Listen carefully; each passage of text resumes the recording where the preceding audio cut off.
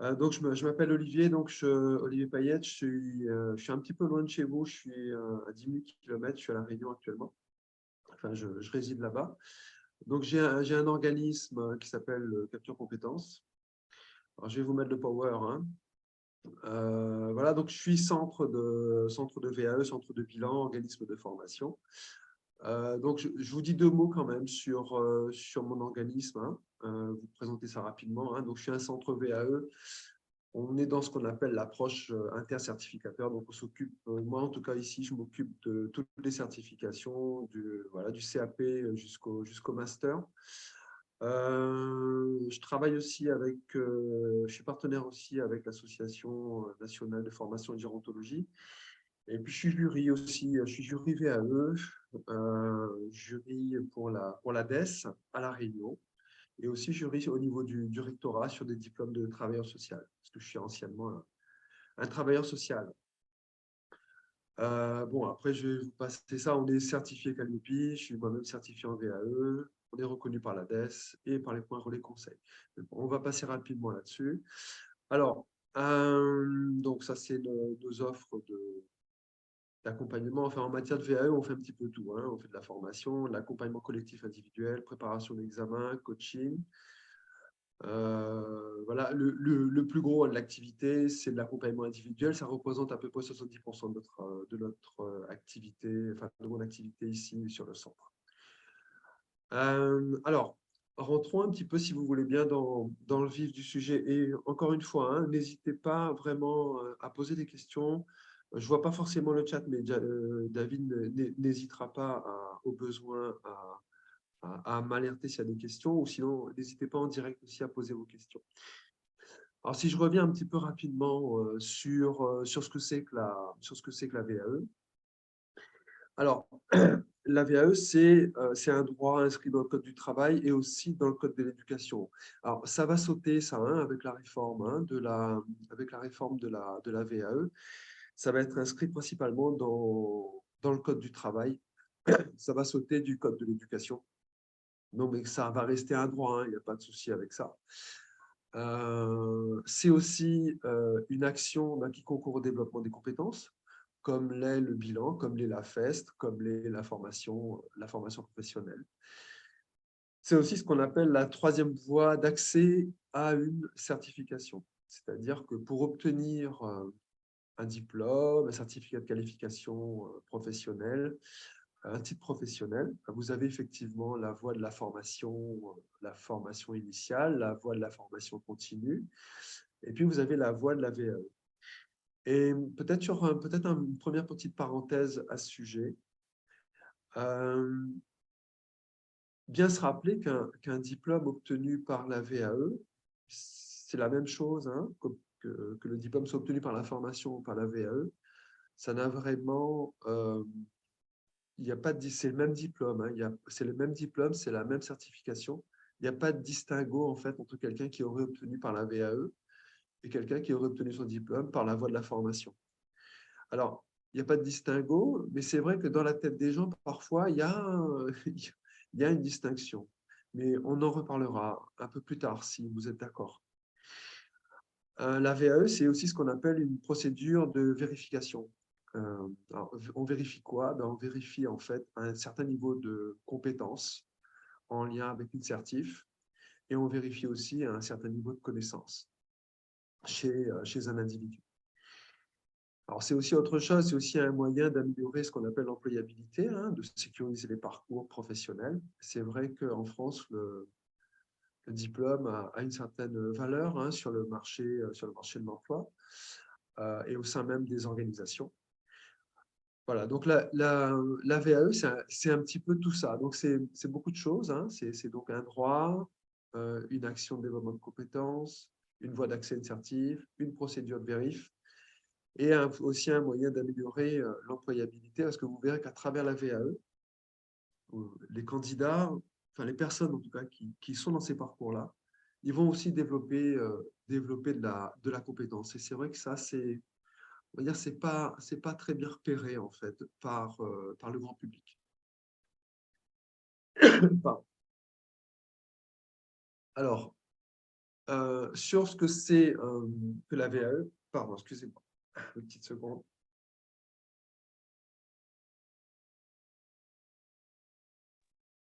Excusez-moi. Alors, c'est une forme, c'est plusieurs choses, hein. Tout d'abord, on peut dire que c'est une forme de dispense de formation, c'est-à-dire que les personnes qui viennent en formation, en VAE, en fait, hein, ce qu'ils disent aux certificateurs, c'est que peut-être que pour eux, la formation, c'est peut-être un peu une perte de temps, hein, et il faut en fait un pari. Ce pari, c'est pardon, que l'expérience a produit de la compétence. Donc, ils n'ont pas besoin de passer par de la formation. Pardon. C'est aussi, j'ai commencé à le dire tout à l'heure, c'est aussi la VAE, c'est une occasion de développer de la compétence. On reviendra là-dessus à travers vos questions peut-être, hein, mais c'est un sujet important en fait, hein, d'entrevoir à travers la VAE l'occasion pour quelqu'un de monter en compétence sur ses activités, sur son métier. Alors, la VAE, c'est aussi autre chose, c'est aussi un parcours très exigeant. J'insiste là-dessus. Il ne s'agit pas simplement d'éviter la formation et de renseigner un dossier. C'est beaucoup plus que ça. Et je vous en parlerai tout à l'heure lorsqu'il s'agira d'évoquer l'accompagnement en VAE. Et bien sûr, c'est un moyen d'accéder à une reconnaissance formelle par les autorités, reconnaissance de vos compétences et reconnaissance des connaissances. Vous voyez que la VAE, c'est plusieurs choses, hein. Si vous avez des questions, allez-y, hein, n'hésitez pas, hein. Ensuite, alors, il y a différentes formes de petites secondes, hein. Et vous avez deux formes hein, au niveau de la VAE. Vous avez ce qu'on appelle la VAE collective et la VAE individuelle. Alors, la VAE collective, c'est celle qui est le plus pratiquée, c'est-à-dire ce sont souvent des particuliers, qu'ils soient salariés ou bien demandeurs d'emploi. Donc, des particuliers qui viennent et qui se font accompagner individuellement par des organismes. Et puis, vous avez la VAE dite collective. Alors, la VAE collective, il y a plusieurs façons de la voir. Alors, ça peut être une démarche qui est initiée par une entreprise qui souhaite, pour des raisons stratégiques, qui souhaite effectivement certifier un certain nombre de ses salariés. Et à ce moment-là, ils vont solliciter un cabinet, un centre de VAE, pour accompagner les salariés. Et à ce moment-là, on peut être face à deux situations. Soit on est dans une approche dite intercertificateur, c'est-à-dire que le consultant est confronté à une multiplication de métiers, des métiers différents, au sein même de l'entreprise, des métiers et donc des métiers différents, donc des certifications différentes. Et là, le consultant, il peut proposer d'être sur l'accompagnement mixte, c'est-à-dire une dimension, il y aura une partie collective et une partie individuelle. Excusez-moi. Donc là, on est sur une démarche qui est initiée par l'entreprise. On est sur l'intra, en fait. Hein. Si on cherchait un équivalent sur la formation, on est sur l'intra. Et du coup, donc le consultant vient, il fait du sur-mesure, il peut accompagner intégralement, hein, c'est-à-dire du début de la démarche jusqu'à la fin, c'est-à-dire l'entretien post-jury. Donc là, on est sur approche inter-certification, intra. Et parfois, vous êtes aussi dans des entreprises qui vous sollicitent parce qu'on est sur des certifications uniques, en fait. Donc, ils ont, par exemple, je prends le cas c'est la personne.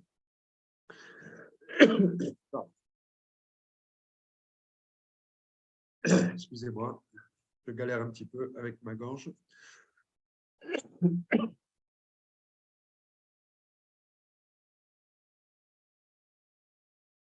Voilà, je reviens.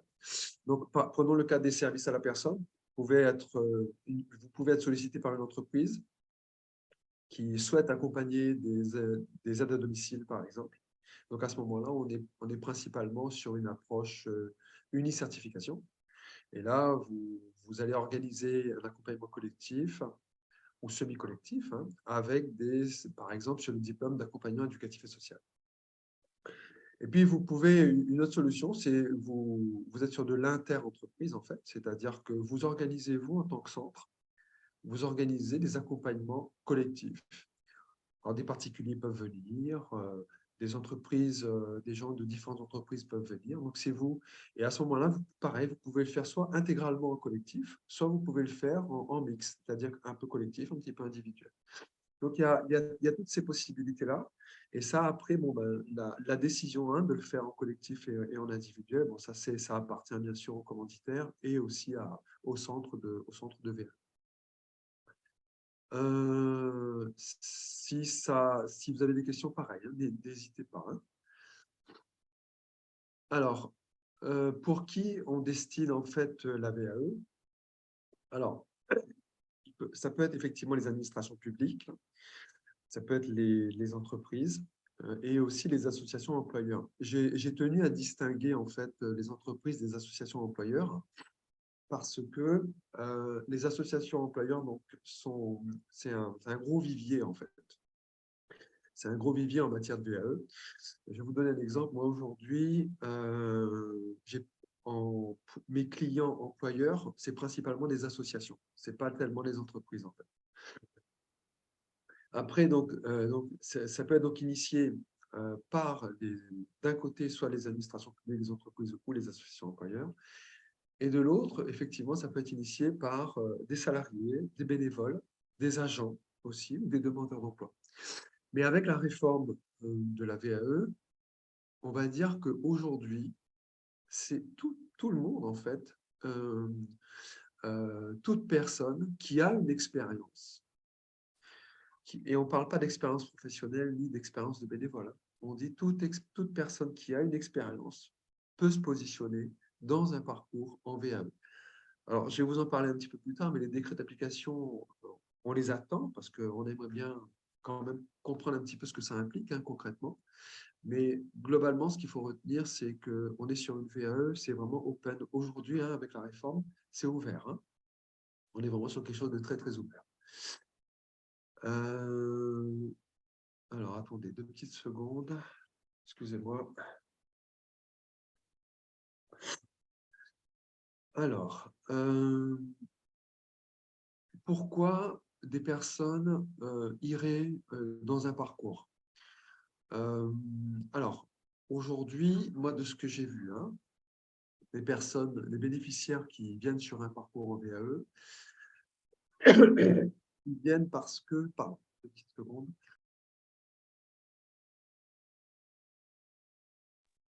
Voilà, ils viennent parce que, alors, prenons le cas des directeurs d'établissements gérontologiques. Aujourd'hui, aujourd'hui, ça fait un moment déjà, en fait, hein, on leur demande d'être certifiés. On ne peut plus diriger un établissement qui accueille des personnes vieillissantes si on n'a pas soit un CAFDES, soit un titre de manager d'établissement gérontologique ou un CAFERIUS, qui sont les diplômes, on va dire, qui sont des certifications de directeur, enfin qui correspondent en tout cas à des certifications sur des fonctions de directeur. Donc, on vient en VAE parce qu'on a besoin d'être certifié. C'est valable dans les métiers de la sécurité, par exemple. C'est valable aussi dans le secteur de la santé. On vient en VAE aussi parce parce qu'on a besoin, on a envie de valoriser son parcours professionnel. Alors, c'est très souvent le cas pour les personnes qui sont à domicile, qui bossent à domicile. Vous voyez, moi, j'ai actuellement 3 personnes qui bossent à domicile. Je les ai en accompagnement. C'est un, un métier difficile et c'est un métier qui n'est pas du tout reconnu. C'est un métier qui se fait de manière un peu isolée. Et c'est vrai que le fait d'obtenir une certification, d'être dans cette démarche-là, ben, c'est hyper valorisant en fait. Ensuite, pourquoi on vient en VAE? Parce qu'on a des personnes qui veulent être en meilleure place sur le marché de l'emploi et qui vont peut-être profiter d'une période de chômage, par exemple, pour se lancer là-dedans. Et puis, comme vous le savez, comme j'ai commencé à l'aborder tout à l'heure, en France, la certification, c'est important. Et ça vous facilite aussi probablement le positionnement donc, sur des offres d'emploi. Voilà un petit peu pourquoi on se lance, pourquoi en général les personnes se lancent dans ce type de parcours. Allez-y, hein, si vous avez des questions, pas de problème. Hein. Je poursuis donc. Alors, maintenant, du côté des entreprises et des associations employeurs ou des administrations, pourquoi eux, ils choisissent effectivement d'aller dans ce type de parcours? Ben, alors, il y a l'idée d'optimiser les parcours de formation. C'est vrai que si je prends le cas, hein, si je prends le cas, par exemple, des gens des personnes qui font fonction d'aide-soignant dans des EHPAD, par exemple, s'il y a une part de la certification d'aide-soignant qui peut être obtenue en VAE, c'est quand même intéressant de soutenir son employé là-dessus, parce qu'une formation d'aide-soignant en intégrale, ça coûte quand même bonbon. Et si une partie peut être obtenue, une partie des modules, des blocs de compétences peuvent être obtenus par la formation, par la VAE par exemple, ça allège les coûts de formation. Et c'est vrai que les coûts, quand on compare un parcours en VAE et un parcours en formation, bon, il n'y a pas photo, quoi. Hein. Mais je reviendrai après sur les coûts, hein, si vous êtes OK. Mais pareil, hein, pour faire un parcours sur un BTS, je ne sais pas, un BTS gestion PME, ça exige voilà, que les personnes aillent en formation, il faut les remplacer. Euh, ça oblige aussi, voilà, il y a les coûts pédagogiques à prendre en compte. Bon, si la personne peut faire une partie du BTS en VAE, c'est quand même pas mal hein, pour tout le monde, en fait. Enfin, pour tout le monde, surtout pour l'entreprise. Donc, ça permet d'optimiser aussi donc, les coûts hein, du côté des entreprises. Après, pourquoi, et ça c'est par contre, c'est pas très bien connu, mais pourquoi on vient en VAE, pourquoi les entreprises passeraient par la VAE? Parce que ça développe en fait de la compétence. Quand on va dans un parcours en VAE, en fait, le parcours en VAE génère du développement professionnel. Il génère du développement personnel, sûr, mais génère aussi du développement de compétences, etc. Donc, c'est intéressant parce que je prends un exemple, j'ai accompagné des personnes en crèche sur Mayotte. Il n'y a pas photo, c'est-à-dire entre le moment où elles sont arrivées en parcours et le moment où elles sortent en parcours, la différence se voit notamment dans l'accompagnement que ces professionnels-là font chez l'enfant, mais l'accompagnement des stagiaires qu'eux ont à charge. Donc, la directrice me disait, par exemple, que les accompagnements de stagiaires aujourd'hui par ces personnes qui ont fait le parcours est beaucoup plus pointu que si elle n'avait pas fait en fait, le parcours ouvert. Donc, il y a ça, et puis il y a des gestes professionnels qui sont de meilleure qualité. Et il y a aussi une présence, en tout cas de ce que cette directrice me disait, une présence dans le travail en équipe qui est vraiment beaucoup plus forte. Il y a du leadership en fait qui se crée, qui s'est créé en tout cas du côté de ces candidates-là après un parcours d'un an, un petit peu plus d'un an d'un parcours en VAE. Il y a de l'assurance en fait. Voilà, c'est ça que je voulais vous dire. C'est-à-dire que les personnes ressortent de là quand même avec une confiance qu'elles n'avaient pas initialement, une confiance dans leurs gestes, dans leurs choix, dans leur prise de décision. Et puis, bien sûr, la VAE, pourquoi on choisit la VAE? Parce que du côté des entreprises, parce que ça valorise les personnes. Et ça, c'est super. Voilà, ça, c'est très important aussi, en tout cas pour les retours qu'on a eus. Est-ce que vous avez des questions jusque-là? Je regarde un petit peu le... Alors, une idée des VAE, généralement, les plus demandés. Ah, très bien. Je vais vous répondre là-dessus. Tout à l'heure, je vais vous montrer, je crois que j'ai fait un tableau là-dessus. Mais en gros, les plus demandés, c'est, dans le trio de tête, on a auxiliaire de puériculture, donc le personnel de crèche. La demande est très, très forte actuellement en crèche. La demande en personnel est très forte. Et puis, on a besoin de gens, il faut les certifier, hein, c'est une sorte de réglementation. Chez les moniteurs éducateurs, c'est pareil, un travail social. Donc, on a vraiment pas mal de demandes là-dessus. Donc, sanitaire, hein, avec les auxiliaires de puériculture. Dans le médico-social et social, avec les moniteurs éducateurs et les éducateurs SP. Les aides à domicile, bien sûr. Donc, c'est les secteurs qui sont très demandés. Et puis, il y en a d'autres dans le secteur du tertiaire, mais il faudrait que je vais essayer de les retrouver là tout à l'heure. Je regarde juste s'il y a d'autres questions. Merci. Il y a des freins également côté salarié, côté fonctionnaire, des attentes, salaire. Alors là, j'aimerais bien, sur cette question-là, j'aimerais bien, Anne, si tu es d'accord, pour peut-être me poser la question en direct pour que je comprenne un petit peu mieux, si c'était OK pour toi. Oui, Olivier, merci. Merci pour ta réponse précédente. Il y a des freins, j'en ai noté par rapport aux salariés à qui on avait proposé une VAE collective, notamment de CESF, conseiller en économie sociale et familiale, dans une mutuelle.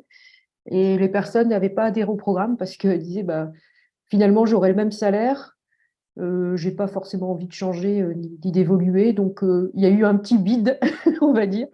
C'est-à-dire que ça a marché pour une partie des salariés, mais d'autres qui n'étaient pas partants, compte tenu effectivement de la charge que ça demande aussi, hein, en formation. Puis que c'était plutôt des personnes en milieu, fin de carrière, effectivement. Oui. Et après, et des personnes qui après avaient fait individuellement des VAE pour être assistante PME, PMI aussi, que j'avais observé, qui s'attendaient à avoir une forme de reconnaissance derrière ce travail. Ah, On disait, je l'ai fait pour moi aussi, mais donc des fois, la personne se dit, il faut un calcul bénéfice euh, charge de travail, on va dire. C'était ça oui. plutôt le côté. Il y a comme des freins aussi à lever, je pense. Alors, Anne, par rapport à ça, effectivement, le fait d'être dans un parcours en VAE, ça ne va pas impacter le contrat de travail, hein. C'est-à-dire que, oui, j'ai obtenu un diplôme, j'ai fait un parcours, mais bon, c'est après, c'est en fonction des moyens de l'employeur de reconnaître et de ses objectifs aussi, hein. Donc, il n'y a pas de garantie, hein, effectivement, sauf si si ça a été discuté en amont, si le projet est porté par l'entreprise et si le projet a été validé au niveau du CSE, s'il y a eu un vrai dialogue social autour d'un projet de vie collective. Donc là, à ce moment-là, effectivement, on est sur une démarche d'entreprise, et tout le monde est d'accord s'il y a des obtentions de certification, il y a une évolution, des avenants sur le contrat de travail. Donc, il y a des entreprises qui sont dans cette démarche-là. Mais il y a des entreprises qui encouragent effectivement leurs salariés, mais c'est parce qu'il y a de la reconnaissance derrière, etc. Mais c'est vrai que derrière, il n'y a pas forcément de reconnaissance sur le changement de statut.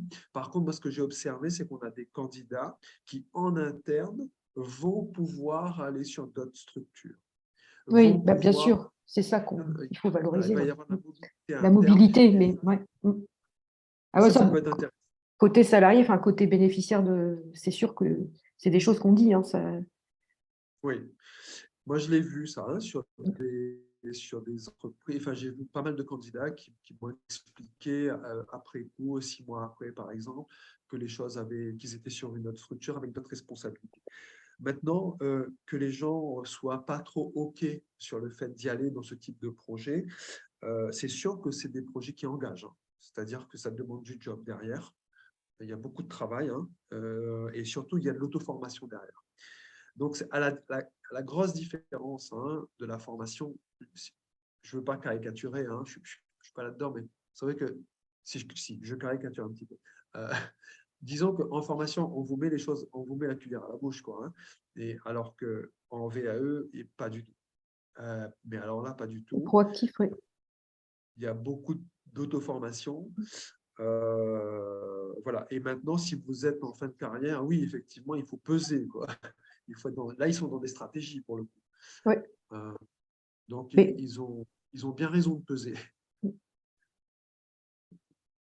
Je ne sais pas si ça a répondu à ta oui, question. si, très bien. Je voulais juste dire que ça, c'était des freins à lever quand même par rapport à la VAE, puis des situations qui s'y portaient, des situations qui s'y portaient moins aussi, selon la situation individuelle de chacun aussi. Oui, Même tout à si fait. l'entreprise, des fois, fait des efforts, il faut aussi avoir ça en tête que tout le monde a pas forcément ce désir-là, même si c'est un souhait de Absolument. l'entreprise. Voilà. D'ailleurs, quand on élabore les programmes individuels d'accompagnement, les programmes collectifs et les conventions, etc., c'est vrai que nécessairement, c'est dans la loi, hein, il faut absolument qu'on ait le consentement de la personne, hein, qu'elle soit vraiment partante, hein, pour aller là-dessus. Sinon, vaut mieux éviter, quoi. Excusez-moi. Merci Olivier. Tu as le droit de prendre une pause si tu as besoin. On est Oui. tous avec toi. Merci.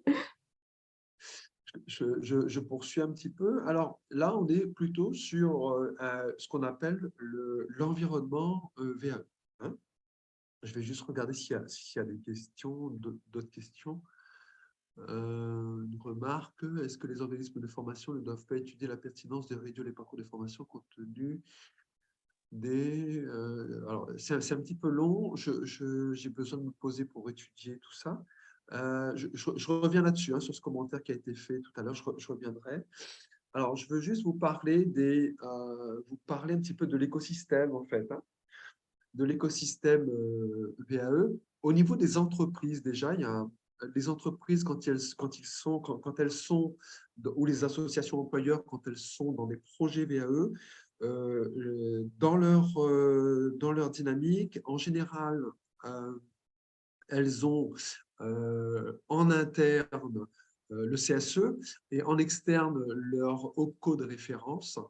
Et bien sûr, ils peuvent s'appuyer aussi sur l'adresse, le ministère donc, du Travail. Ils peuvent s'appuyer là-dessus parce que le ministère a gardé une prérogative sur les VAE collectifs. Et bien sûr, dans les entreprises, elles sont en contact aussi des centres de VAE. Et si vous deviez, vous, être porteur, hein, d'un projet d'accompagnement collectif, moi, j'aurais tendance à vous inviter à en informer l'adresse, un petit peu de votre démarche, parce que, pour deux raisons, parce que elle garde enfin, l'ADES garde la main sur les VAE collectifs. D'ailleurs, elle en initie occasionnellement, hein, sur les territoires, parce qu'il y a des besoins qui sont remontés sur les territoires, donc elles peuvent initier sous forme d'appel d'offres, hein. Et elles peuvent être ressources aussi, facilitant également. Et voilà, donc dans l'écosystème VAE, au niveau des entreprises, on a les OPCO, les centres de VAE et les DRES. Et après, au niveau des particuliers, nous avons bien sûr ce qu'on appelle les CEP, enfin, vous connaissez tous, hein, les CEP, notamment de retravailler, mais pas que, hein. Vous avez les CEP aussi au niveau des OPCO ou au niveau du Pôle emploi. Vous avez les points relais conseils. Alors, chez nous, on les appelle les points relais conseils. Alors, chez vous, peut-être sur la métropole, le nom est un petit peu différent. En tout cas, ce sont des dispositifs qui sont portés par la région, parce que la région est quand même un peu chef de file sur les territoires en matière de formation. Et du coup, les points relais conseils, ce sont chez nous, en tout cas, des lieux où les personnes vont pouvoir s'informer gratuitement, vont pouvoir aussi se faire accompagner sur l'identification des certifications qui correspondent le mieux à leur profil, et vont pouvoir aussi être soutenus dans le montage de ce qu'on appelle la recevabilité, et ils vont être soutenus sur le montage financier également. Donc, les points relais conseils ont un rôle, et les conseillères, hein, des conseillers des points relais conseils ont un rôle très important. C'est le premier filtre, en fait, pour les particuliers. C'est les premiers interlocuteurs. Des particuliers qui désirent faire, des salariés qui désirent faire une VAE. Ensuite, vous avez les centres de VAE, comme vous, comme moi, hein. Vous avez aussi comme interlocuteurs les certificateurs, donc les responsables des diplômes, hein. des diplômes, des titres professionnels, etc. Pour vous, les plus gros certificateurs, c'est le ministère de l'enseignement, le rectorat. Vous avez aussi la DES, enfin les DRES, ministère de l'Emploi. Les certificateurs, il y en a des pelles. Nous, sur le territoire, on en a 13. Voilà. Après, vous avez les financeurs. Alors, les financeurs, alors, vous avez les régions qui peuvent être des financeurs. Vous avez bien sûr le Pôle emploi. En financeur, on verra un petit peu plus tard, mais vous avez aussi Transition Pro qui, aujourd'hui, avec la réforme, est en train de prendre un rôle beaucoup plus central en matière de financement de projets. Voilà un petit peu l'écosystème des particuliers pour ce qui est de mettre en place, pour ce qui est en tout cas de se lancer dans un projet.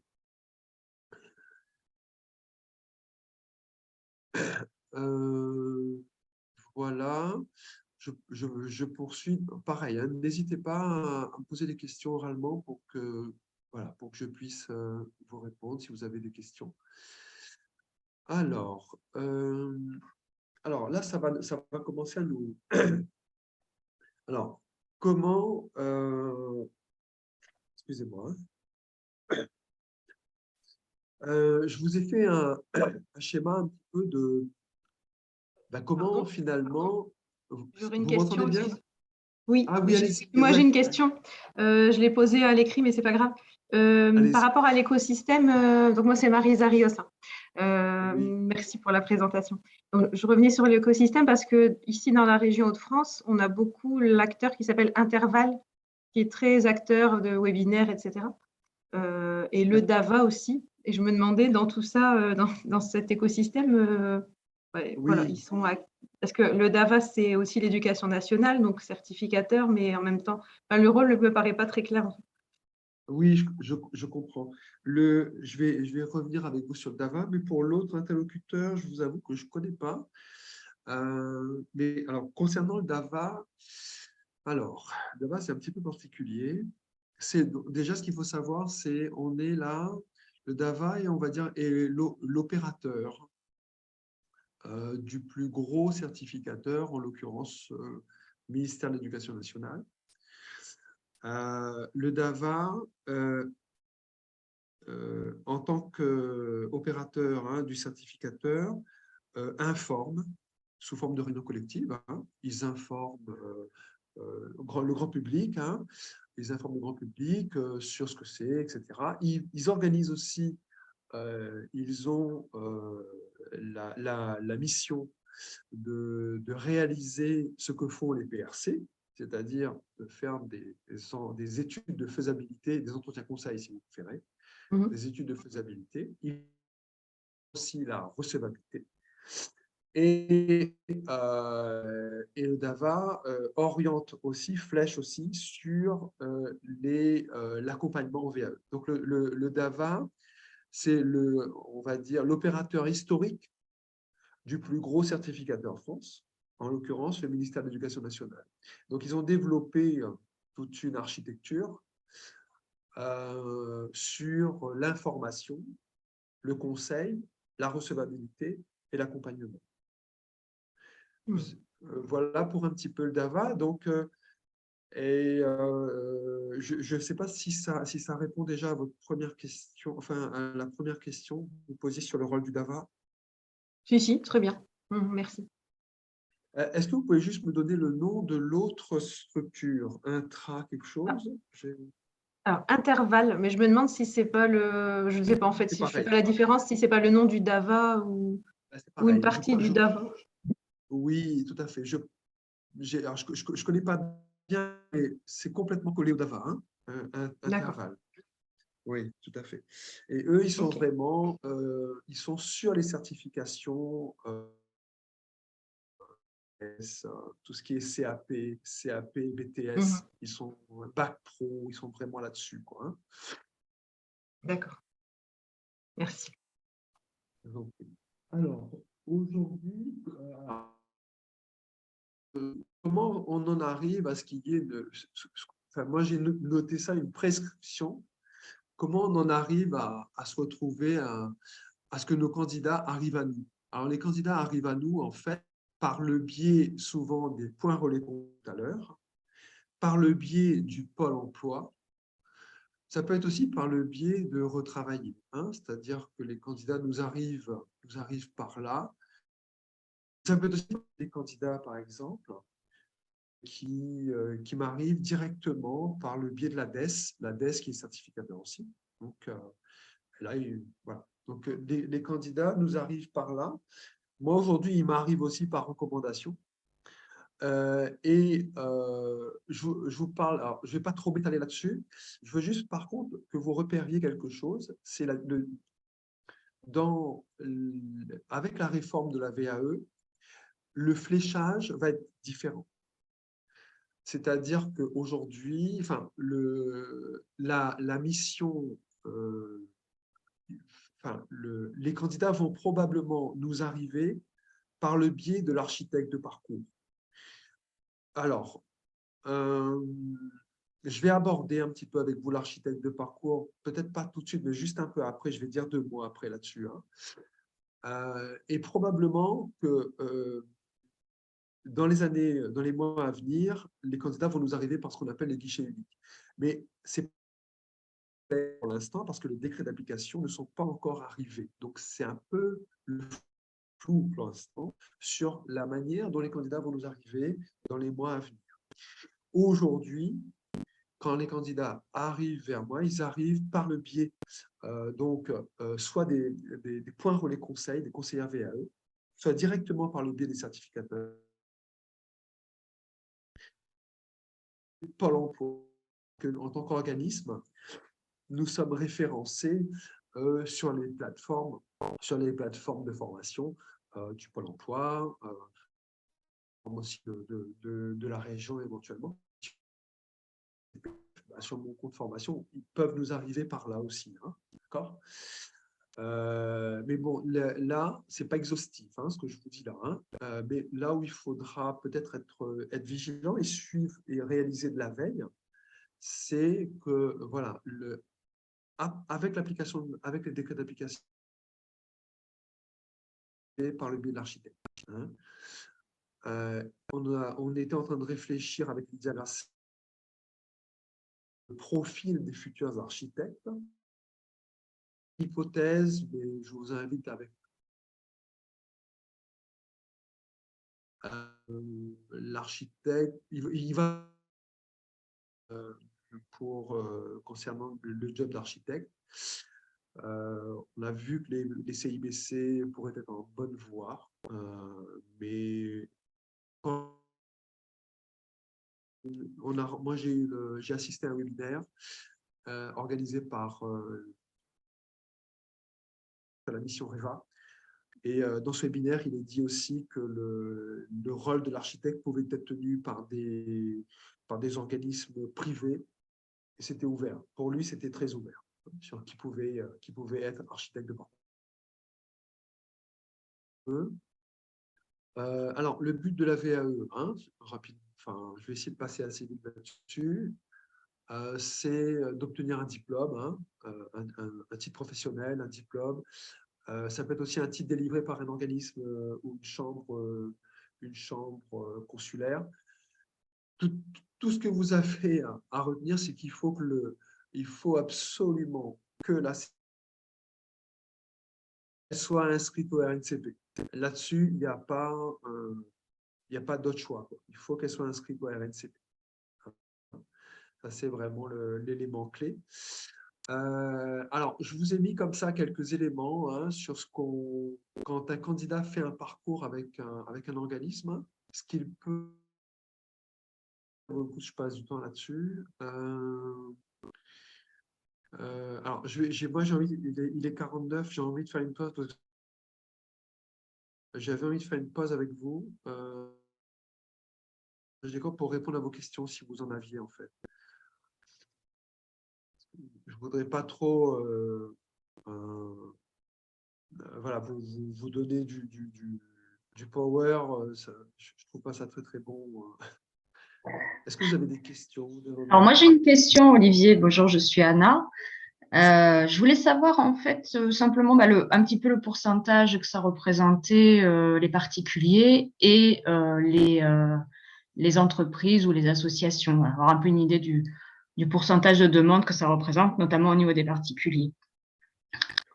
Donc les démarches individuelles ou les démarches collectives entreprises. Ouais. Alors, sur plusieurs années, alors là, je n'ai pas les chiffres un à un. Par contre, je vais seulement vous parler de ce que moi j'observe au niveau de mon cabinet, mais ce qu'on observe sur mon territoire. Il y a une montée en charge en fait des particuliers salariés. C'est-à-dire qu'on a un volume de particuliers salariés qui est, enfin, on a une proportion qui est beaucoup plus importante que par le passé. Il y avait une sorte d'équilibre. Moi, quand j'ai démarré il y a 6 ans, il y avait une sorte d'équilibre entre les demandeurs d'emploi et les salariés. Aujourd'hui, la proportion de salariés est beaucoup plus forte, en fait. Et je ne sais pas s'il y a un lien avec le CPF, hein, mais j'ai un peu cette intuition-là, en fait, qu'il y a un lien avec l'arrivée comme ça du CPF. Et puis, c'est franchement galère quand on est un bénéficiaire, quand on est demandeur d'emploi, c'est galère aujourd'hui de faire une VAE, très clairement. Et la réforme va beaucoup aider, en fait, là-dessus. Enfin, on espère, parce que la réforme, normalement, elle va faire que, avec le décret d'application, normalement, quelqu'un qui est demandeur d'emploi en VAE, il sera considéré comme un stagiaire de la formation professionnelle. Et du coup, il sera en ARE, en fait. En AREF, pardon. En AREF. Ça va, et on va lui foutre la paix le temps de son parcours. Maintenant, la proportion de bénévoles, elle est très faible. Les bénévoles, il n'y en a quasiment pas, en fait. Mais salariés, beaucoup. D'accord. Et par rapport à la proportion entre associations, donc plutôt côté employeur, et particulier, ce serait quoi à peu près? C'est du 60-40, c'est du 70-30, ça correspond à quoi? Alors, moi, je n'ai pas de référence malheureusement là-dessus. Je peux juste te dire ce qu'il en est, par exemple, de ma situation depuis 2 ans. Depuis 2 ans, en matière de financement, j'ai à peu près 25% association employeur-entreprise. D'accord. Et le reste, on a du donc, plan de développement de compétences, à peu près 25%, plan de développement de compétences. Après, le plus gros, c'est du CPF. D'accord. Et après, on a une toute petite base, à peine 10%, toute petite base de financement région et Pôle emploi. D'accord. Aujourd'hui, c'est le CPF. OK. D'accord. Ouais. Enfin, c'est le CPF. Après, j'ai 25% parce que j'ai fait un peu le forcing moi, avec les entreprises ces derniers mois. Oui. Mais sinon, il y a une dominante de particuliers CPF. D'accord. OK, super, merci beaucoup. Est-ce que vous avez d'autres questions qui sont importantes pour vous?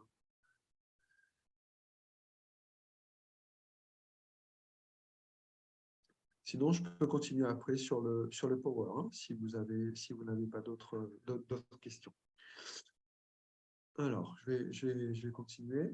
Hop là. Alors, attendez, hop là. Voilà. Alors, sur ce qu'on développe, hein, quand on est un candidat, hein, qu'est-ce qu'on développe quand on est quand on est candidat en VAE? On développe pas mal. On apprend à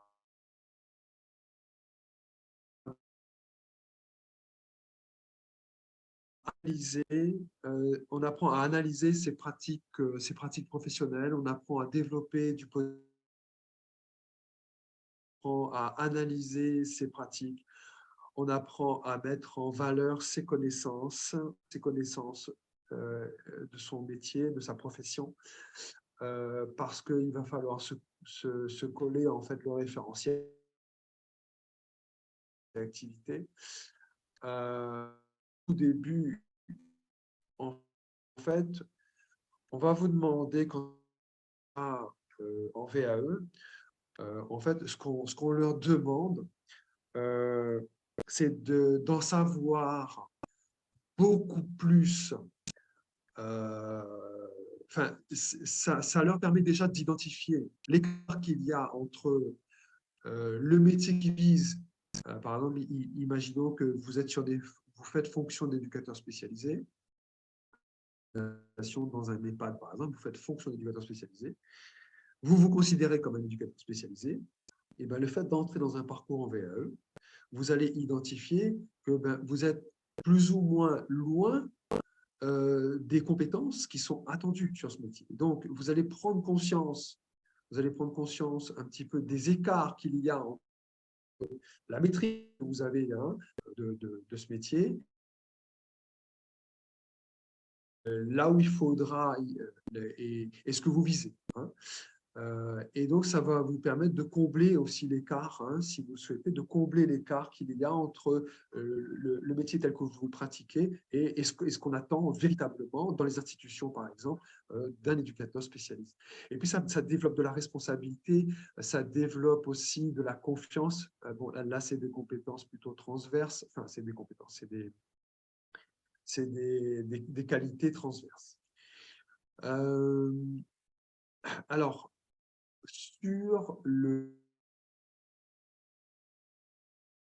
au niveau d'une entreprise, c'est un petit peu le même processus qu'on retrouve. Lorsqu'une entreprise est intéressée pour faire de la VAE, il y a ce qu'on appelle une étude d'opportunité, d'accord? Il y a la validation du projet au niveau institutionnel, au niveau du CSE notamment. Il y a l'identification d'un prestataire, la contractualisation, la mise en œuvre du projet, bien mieux que moi.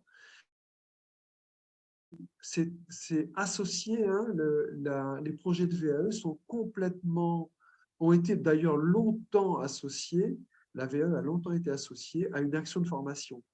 Et c'est vrai que lorsqu'on veut amener de la formation en entreprise, on passe par un certain nombre d'étapes. Ensuite, pour les particuliers, la première chose que les particuliers font, c'est de s'informer. C'est quoi cette affaire-là, cette affaire de VAE? Donc, c'est de s'informer. Ensuite, j'ai commencé à l'évoquer avec vous, c'est de faire ce qu'on appelle l'étude de faisabilité, parce qu'en France, il y a plus de 4000 certificats enregistrés au RNCP. Et peut-être que parmi toutes ces certifications, il y en a peut-être une ou deux qui intéressent, mais il faut aller faire le tri, vous voyez. Il faut faire le tri par rapport à l'expérience et il faut faire le tri aussi par rapport en particulier. Premier SAS, l'information. Deuxième SAS, l'étude de faisabilité. Est-ce que ce projet est pertinent? Troisième étape, c'est ce qu'on appelle l'étape de recevabilité qui va s'assouplir avec la réforme, qui était une étape administrative jusqu'à maintenant, qui consistait à apporter la preuve que vous avez bien une expérience en lien avec le diplôme que vous visez. Donc, c'est une étape, la recevabilité est une étape en gros à la française, donc on va la réduire, on va être amené avec la réforme. En tout cas, le législateur a considéré qu'il faut atténuer toute la difficulté liée à la paperasse. Ensuite, produit appelle le livret de validation, aussi appelé le livret 2. Bon, après, vous déposez le candidat et il obtiendra ses résultats. L'accompagnement, jusqu'en 2022, un centre de VAE, on va dire que le gros de son travail se situait sur le temps de production avec la réforme.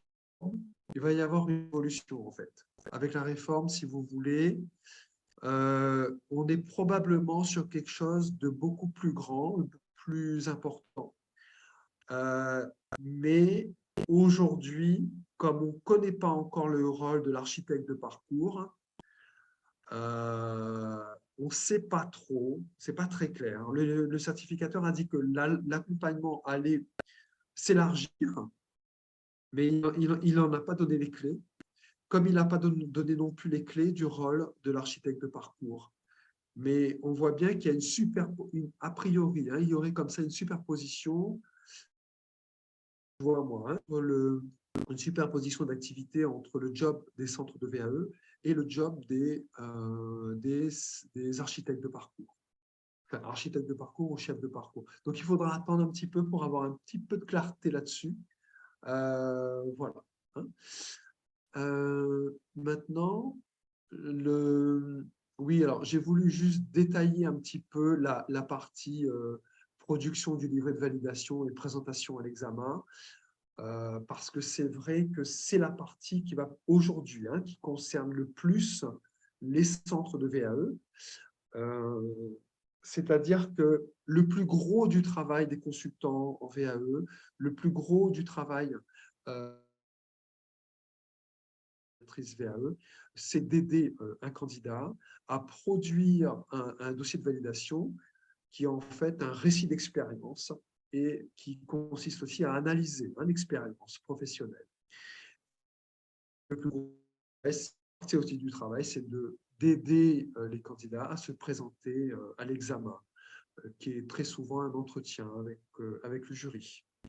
Donc, le plus gros du accompagnateur, c'est de soutenir en fait un candidat dans ce qu'on appelle l'analyse réflexive de son expérience.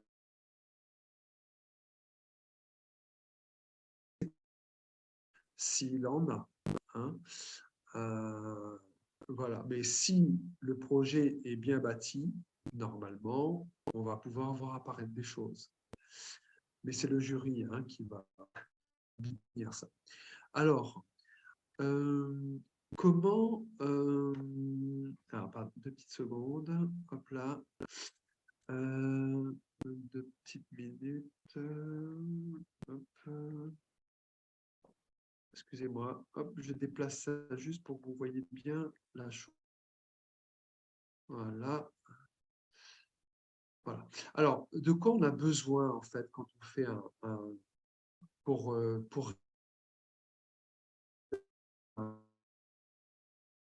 vous avez besoin de plusieurs ingrédients. Bien sûr, le fondamental, c'est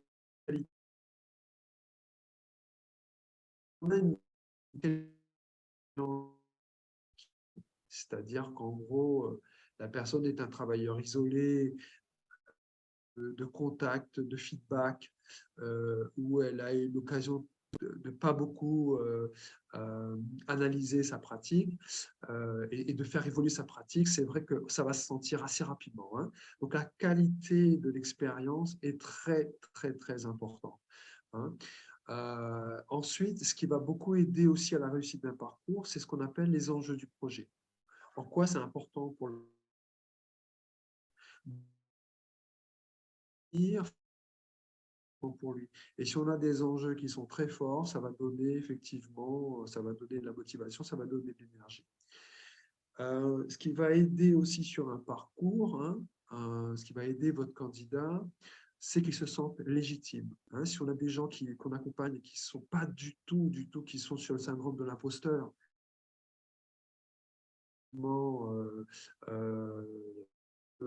doute en permanence de la pertinence, hein, de leur savoir-faire, mettre à mal en fait la réussite en fait, du parcours. Après, technicité rédactionnelle, et là c'est votre job en fait en tant que centre de VAE, si vous vous positionnez là-dessus, c'est d'avoir acquis de la technique en fait. Alors on est sur, on va dire, on est sur les entretiens, des entretiens explicites.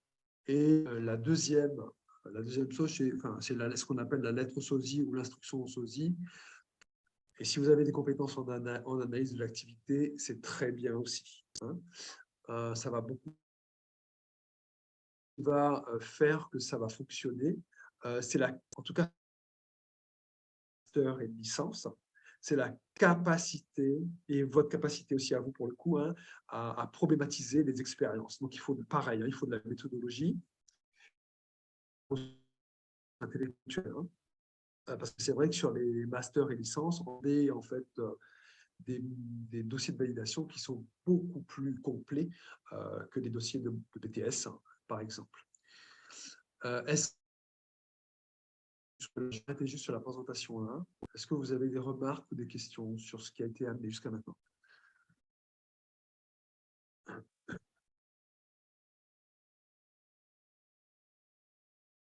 Je veux pas que ce soit trop lourd, c'est pour ça que je vous sollicite en fait, parce que je veux que ça reste dynamique.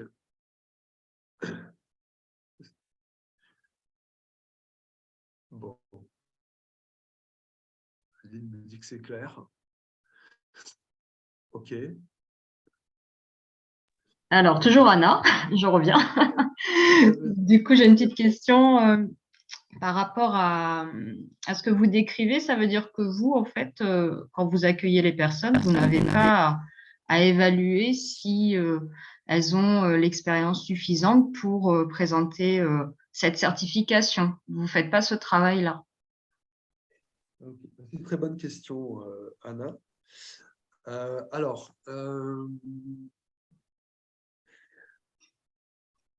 En fait, avant d'accompagner quelqu'un, un candidat, c'est un peu comme en bilan de compétences, en fait. C'est-à-dire que quand il vient, moi, j'ai tendance à identifier son niveau d'information. Je cherche à savoir s'il a été, si je suis son premier interlocuteur ou pas. S'il me dit qu'il a déjà rencontré un point relais conseil, c'est-à-dire je sais que s'il a rencontré un point relais conseil, ça veut dire qu'il a rencontré une conseillère VAE. Moi, je me suis déjà entretenu avec les conseillères du territoire, je sais qu'elles font bien le job. D'accord. Donc, si je sais qu'il y a eu un entretien conseil, moi, ça sécurise en fait. Oui. Ensuite, mais je vérifie quand même un petit peu. Hein. Alors, l'entretien conseil, je ne le fais pas, en fait. Je ne le fais pas. Mais par contre, je pose des questions, je fais un diagnostic pour vérifier qu'il est sur la bonne certification. Si jamais il n'est pas passé par un point relais conseil, soit je l'oriente, je l'informe, mais je l'oriente direct sur un point relais conseil. S'il n'a pas envie de voir un point relais conseil, je fais quand même un check. Je vérifie s'il est loin de l'assertif ou pas. Il y a des certifications que je connais très bien. Donc, je peux évaluer très rapidement en fonction de la nature du poste. Je peux évaluer très rapidement s'il est loin ou pas. Et quand il est loin, je l'informe de ça. Donc, je lui dis, en tout cas, je lui dis ça va être difficile. Donc,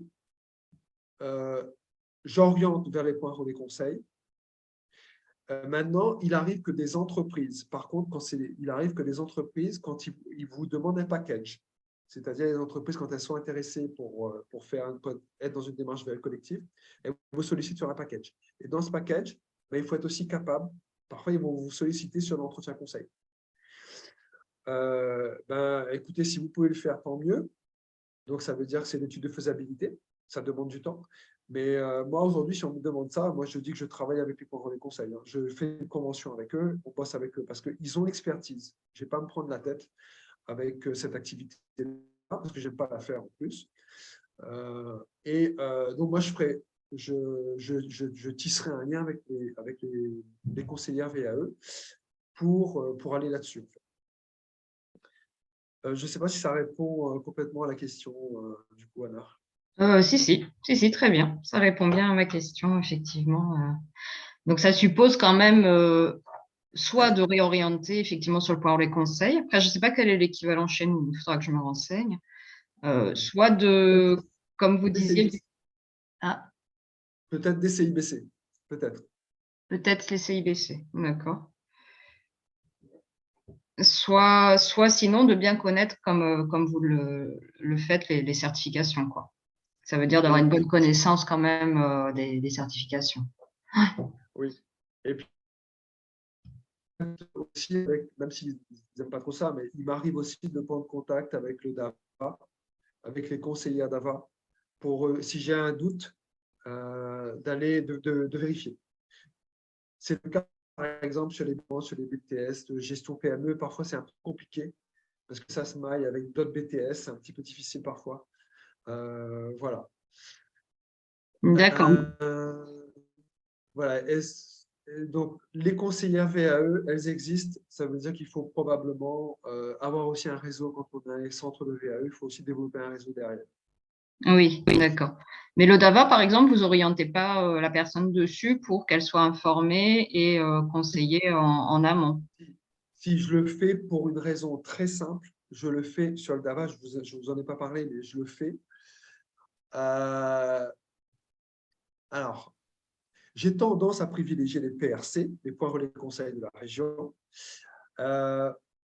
Maintenant, j'oriente aussi sur le DAVA, sur les certifications éducation nationale, parce que en fait, le DAVA ne vous laisse pas le choix, enfin, ne laisse pas le choix au candidat que de réaliser l'entretien conseil. C'est-à-dire qu'un candidat va avoir le DAVA, c'est compliqué d'obtenir sa recevabilité s'il ne passe pas par un conseiller VAE qui lui fait l'étude de faisabilité.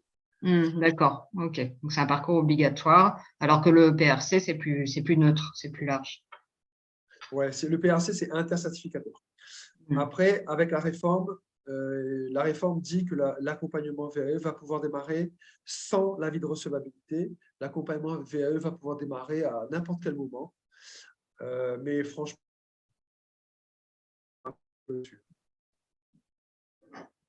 parce que démarrer un accompagnement pour quelqu'un où on ne sait pas qu'il a obtenu la recevabilité ou pas, c'est peut-être Oui, le mettre en difficulté. c'est un peu bancal quand même, oui. Ouais, c'est sûr. Ben, plutôt, ouais. Ok, merci beaucoup. Est-ce que vous avez d'autres questions qui sont importantes pour vous, vous aimeriez clarifier, mesdames, messieurs les participants?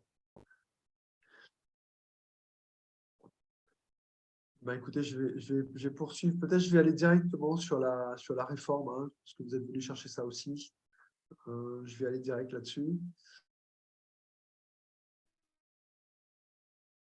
Voilà, c'est là. Ok. Alors, je vais aller directement sur la réforme. De toute façon, vous aurez le power, hein, ne vous inquiétez pas. Peut-être quelques chiffres quand même qui nous viennent. Alors, je suis allé récupérer, drainer des. De la démarche selon les données de la date, 6 à 12 mois. Plutôt des femmes, l'âge entre 30 et 39 ans. Nombre de dossiers à l'échelle nationale, 15 000. Alors, ce qu'il faut savoir, c'est que le gouvernement veut passer de 30 000 de démarches VAE sur l'année à 100 000. C'est là où je rejoins un petit peu ce que disait David. Une volonté du gouvernement de faire plus le nombre de parcours en VAE, passer de 25 000. Je crois qu'on est à peu près en nombre de parcours initiés, parcours initié, pas les gens qui arrivent au bout, mais les gens qui initient le parcours, on était à peu près à 25 000. Ils veulent pas se faire passer ça à 100 000. Ils se donnent les moyens avec la réforme, très clairement, ils se donnent les moyens. Donc, il y a un vrai potentiel en fait pour les centres de VAE, parce que passer de 25 à c'est 4 fois plus, enfin c'est 3 fois plus, 25 à 100 000. On a voilà, bon, je ne vais pas m'étaler plus. Alors pourquoi la réforme 2023, pas 2022, pardon, j'ai fait une bêtise. Alors, pourquoi ils ont voulu réformer? En fait, c'est un dispositif qui est lourd de chez lourd, notamment la recevabilité. Franchement, avec les titres professionnels, ça vous prend 4 mois pour obtenir une recevabilité, c'est inadmissible, ça décourage les candidats. Ensuite, pourquoi ils veulent aussi amener la réforme? À cause du fait que ça va dans tous les sens. Aussi bien au niveau pratique niveau statistique, ça va dans tous les sens. Au niveau des financements, ce n'est pas du tout harmonisé. On a des candidats qui obtiennent 2 000 € de financement avec le Pôle emploi. Il y a certains qui obtiennent que 1 200 alors qu'ils auraient besoin de 2 000 balles de financement. Donc, voilà, donc c'est un peu le bazar depuis plusieurs années dans ce dispositif-là. Et c'est lourd et c'est décourageant pour beaucoup de candidats. Donc voilà un petit peu ce qui amène ça. Après, il y a bon, je ne vais pas trop m'étaler là-dessus, je vais passer rapidement là-dessus, vous aurez le power. Je ne vais pas non plus vous parler de Reva parce que je ne vais pas vous embrouiller avec Reva, mais je vais vous parler directement des conséquences de la réforme. D'accord? Alors, bien sûr, j'ai commencé à l'évoquer avec vous, c'est le profil hein, des candidats. Aujourd'hui, enfin, jusqu'à maintenant, il fallait avoir 1607 heures hein, pour pouvoir se positionner sur une VAE, 1607 heures d'activité, justifié de 1607 heures. Ça va disparaître, ça va sauter. D'accord. C'est-à-dire que toute personne qui a une expérience notamment d'accompagnement domicile d'un proche, etc. Voilà, ça peut être pris en compte. Hein. Donc, on a un élargissement du profil. Deuxième aspect, pardon. On a une valorisation de ce qu'on appelle la VAE partielle. C'est-à-dire que dans la tête du législateur, dans la tête du grand public, soit la VAE, c'est on aime, enfin, on n'a pas beaucoup parlé de la VAE partielle. On s'est dit, s'il n'a pas sa VAE totale, c'est qu'il a échoué. C'est en train de changer. Aujourd'hui, on est plus dans une logique de compétences, de bloc de compétences, et ça va devenir normal que les gens se baladent au fil des ans avec leur et que finalement, vous soyez dans un parcours de VAE partiel. Les gens ils viennent vous voir et disent, voilà, moi j'aimerais bien valider 3 blocs de compétences de ça, est-ce que vous pouvez m'accompagner là-dessus? Et c'est OK. Alors qu'avant, cette idée-là, elle n'avait pas forcément bonne place. Tu viens, tu fais valider toutes tes compétences, sinon tu as échoué. Donc voilà un petit peu, enfin voilà, beaucoup plus sur de la VAE partielle que sur de la VAE totale. En tout cas, on valorise la VAE partielle. Ensuite, on a une recevabilité qui est plus souple. On a aussi des sessions d'examen plus rapprochées. En gros, hein, on va être d'être beaucoup sur les organisations d'examen. D'avoir un examen une fois l'année, on va leur demander effectivement d'organiser ça de manière plus régulière. Ça va être moins diversifié probablement. Et puis on aura un congé VAE, donc un accompagnement qui va à 48. Alors, je suis quand même curieux de voir ce que ça va donner. Jusqu'à maintenant, le dispositif de droit commun, le congé VAE, c'était 24 heures. Donc là, pour vous donner un ordre d'idée, hein, un accompagnement VAE, moi aujourd'hui, 24 heures pour un diplôme de niveau licence, par exemple, ça correspond à peu près à un peu moins de 1 800 €. D'accord. Si on passe à 24 heures, on peut passer à 3 600 €. Ça renvoie à ça, à ces chiffres-là. Mais moi, je m'interroge, je me dis, mais comment on fait ça et qui finance ça? Est-ce que c'est du CPF, etc. Le législateur est en train de dire que ça va être les transitions pro qui vont être au four et au moulin là-dessus. Ensuite, ce qui va changer, c'est la création d'un service public de la VAE, des GIP sur chacun des territoires, et la création d'un guichet unique numérique. Et bien sûr, je vous en ai parlé, c'est l'architecte de parcours qui va arriver. Création des guichets, des services publics, des GIP sur les territoires. Je vous en dis 2 mots. J'ai discuté de ça avec la responsable de la DES là, au niveau des VAE il y a 2 semaines. Elle me disait que la porte était ouverte pour des collectifs professionnels.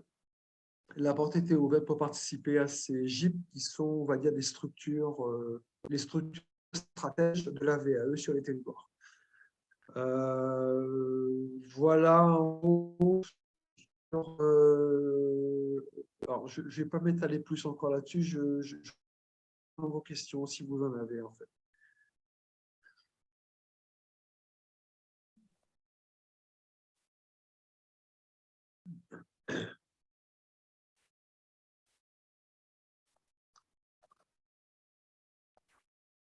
Alors moi, j'ai une question, Olivier, s'il te plaît. Ça, Par rapport à cette question des blocs de compétences, en fait, pour avoir cherché avec des personnes en bilan de compétences qui envisagent des VAE, on a regardé un petit peu des masters et des licences. Et effectivement, c'est là où, sur, donc sur France Compétences, le répertoire, le RNCP plutôt, pardon, on s'aperçoit qu'en fait, les mêmes blocs de compétences reviennent systématiquement d'un master à l'autre. Et donc, je me demandais si ça veut dire que ces blocs de compétences, en fait, il faut les entendre comme à appliquer à chaque domaine de master, si on veut. bah, moi, ce que j'ai compris de cette fameuse société de compétences, ce que j'ai compris, c'est que les centres de formation et même les certificateurs aujourd'hui avec la notion de bloc. Donc, toute l'ingénierie, tout a été modifié depuis plusieurs mois au niveau des centres de formation. Tout a été complètement bouleversé. Toutes les ingénieries de formation ont été percutées par justement l'arrivée de cette fameuse société des compétences. Et voilà. Quand vous visez une certification, vous visez des blocs de compétences. Et c'est parce que vous avez accumulé les blocs, l'ensemble des blocs de compétences que vous pouvez prétendre à l'intégralité vous pouvez prétendre à la certification. Et donc, les masters vont ou sont en train de formater à la langue. Vous pouvez très bien vous démarrer sur un master pro, on est d'accord là-dessus, ou licence pro, master pro. Vous pouvez très bien démarrer sur un master et valider des blocs de compétences, et après vous positionner sur un autre master, avec des blocs de compétences qui sont effectivement proches ou voire similaires à ceux qui sont dans le diplôme voisin. Vous pouvez vous téléporter et vous irez sur l'autre master avec votre attestation de bloc de compétences. Si vous pouvez, le certificateur va attester, ce n'est pas un diplôme, mais il va attester que vous avez obtenu des blocs de compétences. Et si ces blocs de compétences sont les mêmes que ceux qui sont sur l'autre master que vous visez, vous allez pouvoir vous trimballer avec ça et être dispensé, effectivement, de faire l'intégrale, en fait. Je ne sais pas si ça répond à ta question, Arissa. Oui, très bien. Si ce n'est que là, il me semble, alors je ne suis pas sûre, mais il me semble que les blocs de compétences que j'ai vus en commun entre des masters, c'était des masters très différents. C'était, il me semble, un en informatique et un autre en ressources humaines parce que la personne a les deux compétences. Et on avait vraiment un bloc de compétences qui était, qui, du coup, à la lecture très transversale, en fait, qui était, par exemple, je ne me souviens plus exactement, mais avoir un niveau de réflexion d'une certaine ampleur. Et on avait le même dans des diplômes qui étaient des domaines très différents. Dans ce cas, peut-être se rapprocher de la notion de socle commun, c'est-à-dire qu'on a, moi je prends le cas par exemple des formations, des certifications AS, assistance de service social, EduxP, CESF, il y a effectivement du socle commun, du bloc commun. Peut-être que c'est en lien avec, je ne sais pas, mais là je découvre en même temps que tu me dis ça, je ne savais pas en fait. C'est d'ailleurs, je ne sais pas si c'est du coup la réforme qui fait ça. La présentation du contenu des diplômes là, sur le RNCP, elle est plus difficile à appréhender. Alors, pour les candidats encore plus, j'imagine, mais déjà pour nous, enfin pour moi en tout cas, parce qu'on a une première explication du diplôme là où on va vraiment trouver le cœur du domaine, quoi, informatique, RH ou autre. Et ensuite, quand on veut regarder les blocs de compétences, à mon sens, avant, on regardait alors ça ne s'appelait pas bloc de compétences, mais on avait quand même les types de compétences, quoi. Et on arrivait à dire à la personne, bah oui, ça, vous avez déjà exercé, ça, vous avez déjà exercé. Alors que là, c'est des blocs de compétences rédigés de façon tellement transversale que c'est pas très concret, en fait, par rapport à l'expérience, justement. Mais les référentiels de certification qui incluent donc les blocs de compétences et les blocs d'activité sont parfois très, très mal foutus aussi. On ne pas se mentir là-dessus. Ouais, bon. Mais je suis étonnée de voir ça sur le RNCP. Après, on n'est pas allé voir le référentiel vraiment du master là, qui n'est pas dans le RNCP, mais On n'est pas allé jusque-là. Mais peut-être qu'on aurait plus d'éclaircissement avec ça. Merci en tout cas. Merci à toi. Est-ce que vous avez d'autres questions? Marie, Mariode, Anna, Audrey, Elisa, Bruno, Nathalie, Clara, Stéphane?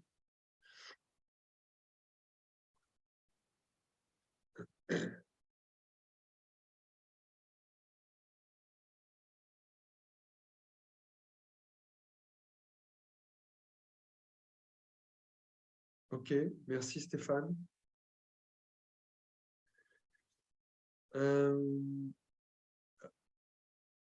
Ok, ça marche. Merci beaucoup, Elisa. Très bien.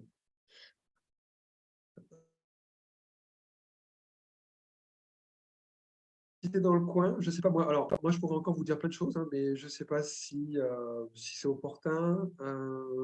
S'il y a. Moi, j'ai une autre question. Je profite d'avoir la parole. Mais pas par rapport à cette faux bloc de compétences, mais c'est parce qu'en tout début de ta présentation, quand tu présentais les activités de ton centre, j'ai vu qu'il y avait coaching VAE.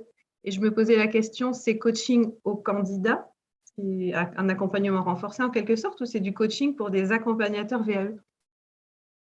Non, non, c'est du coaching pour les candidats, notamment sur des prépas orales.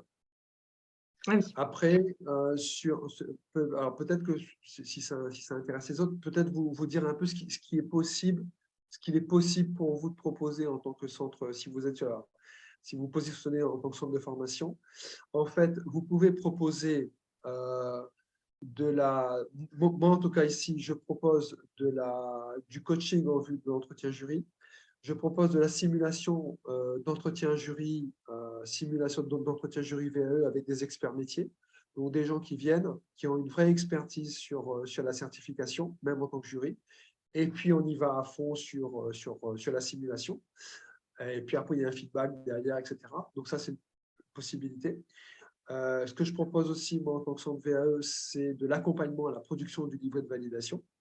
Ce que je propose aussi, c'est de l'accompagnement sur de l'immersion en vue d'expériences complémentaires, parce que parfois, vous allez avoir des candidats on va se rendre compte qu'il y a besoin d'être accompagné sur de l'expérience complémentaire, parce qu'ils ne couvrent pas assez le référentiel.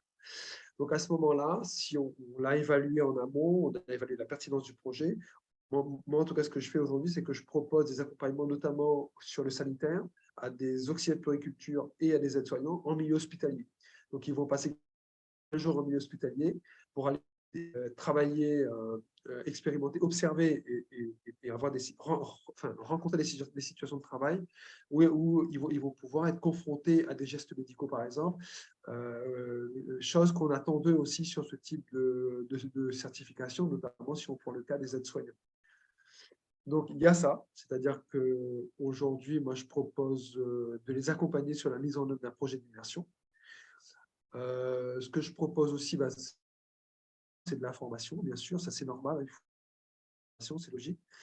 Je propose aussi l'entretien conseil, même si j'aime pas trop ça, mais c'est voilà, étude de faisabilité. Ce que je propose aussi, mais ça c'est dans la charte déontologique aussi, c'est de l'entretien post-jury, c'est-à-dire que vos candidats, il ne faut pas les laisser dans la nature, hein. Il faut aussi les voir après le passage de mon jury. Moi, je suis jury VAE par ailleurs, donc je fais aussi jury. Après, sur les modalités, moi, je fais du collectif. Alors, je fais principalement du collectif sur uni-certification parce que j'ai expérimenté l'inter-certification, c'est pas top. Vaut mieux être sur des certifications unies pour moi, hein, en collectif. Et si on devait être sur de l'inter-certification en collectif, il faudrait le faire sur des zones bien précises, sur des moments bien précis d'accompagnement. Il ne faut pas le faire n'importe comment, en fait. Voilà. Donc, après, quand je dis que je propose de l'accompagnement, je ne vais pas rentrer dans le détail, hein, mais c'est vrai que dans l'accompagnement, il y a plein de choses, hein, en fait, dans l'accompagnement. Hein. Je veux dire, je ne vais pas vous le détailler là, mais il y a de l'analyse de parcours, il y a de l'appui méthodologique sur l'analyse de l'activité, il y a la contextualisation d'une activité, il il y a ce qu'on appelle aider un candidat à choisir une pratique professionnelle. Il y a aider un candidat à s'organiser, ça paraît bête, hein. Quand on est dans l'auto-formation, il faut l'aider à s'organiser souvent, hein. Trouver des personnes de ressources, voilà, il y a plein de choses qu'on peut faire comme ça quand on est accompagnateur. Ça répond à ta question, Marina? Oui, merci. Ok. Au revoir, Stéphane. À bientôt. Bah, écoutez, pour moi, si vous n'avez pas d'autres questions, moi, j'en ai fini. Voilà. David, si tu es dans les parages, je vous écoute si tu veux dire un mot pour clôturer un petit peu. Oui, je suis toujours là, à ton écoute, je bois tes paroles. Et je suis très heureux en fait de voir qu'il y a un petit peu d'interaction avec les participants. Écoutez, est-ce que tu as idée, Olivier, du moment où on verra sortir de là les décrets d'application, ou est-ce qu'on est toujours dans un moment de suspense? Alors, au mois de juin, l'expérimentation REVA remet son rapport, son deuxième ou troisième rapport, je ne sais plus très bien, hein. Il remet son rapport au gouvernement. Donc, je pense que moi, je me dis qu'aux alentours du mois de juin, on aura des choses concernant la VAE, notamment après l'arrivée des décrets d'application. Mais j'ai le sentiment que le rapport de la mission REVA, le troisième rapport, je crois, est très attendu et aura des incidences probablement sur les décrets d'application. Voilà, parce que les expérimentations sont en cours du côté de REVA et voilà, quoi. Donc, Ok, donc on ouais, patiente jusqu'à l'été. ouais. Ok, Voilà. bon, eh ben, écoutez, merci à Après, tous. Oui, Après, juste peut-être une dernière info de ce que le chef de projet REVA nous disait sur un webinaire. Les évolutions de la VAE vont se faire à peu près sur 3 ans.